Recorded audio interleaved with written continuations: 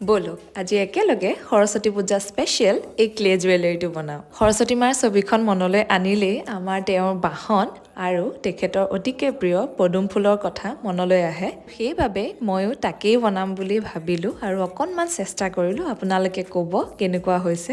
এই জুৱেলাৰীটোত মই ভবাতকৈ কিন্তু বেছি সময়ে লাগিলে। মোৰ ক্লেৰ কামখিনি শেষ হোৱাৰ পিছত মই ঊল সূতাৰে বেনি গুঠাৰ নিচিনা কৰি থ্ৰেডডাল বনাই ল'লোঁ। পিছে এতিয়া যে দেখুৱাইছোঁ এইডাল বৰ জোখৰ নহ'লে সেইকাৰণে সলাই মই অকণমান সৰুকৈ আৰু দীঘলকৈ এডাল বনালোঁ। আৰু এই আগৰডাল মই বেলেগ এটা কামত ব্যৱহাৰ কৰিলোঁ। আপোনালোকে ভালদৰে চালে শেষলৈকে গম পাবই মই ক'ত ব্যৱহাৰ কৰিলোঁ। ইয়াৰ পিছতেই মই ৰঙৰ কামখিনিও কৰিলোঁ। ৰং কৰোঁতে বৰ বেছি সময় নালাগিলে। ৰং কৰি শেষ হোৱাৰ পিছত মই ৱাৰ্নিছ অকণমানো লগাই দিলোঁ। সেইখিনি ইয়াত দেখুওৱা নহ'ল বাৰু। আৰু এয়া আমাৰ সৰস্বতী পূজা স্পেচিয়েল ক্লে জুৱেলাৰী একদম ৰেডি। আপোনালোকৰ কেনেকুৱা লাগিলে জনাবলৈ নাপাহৰিব।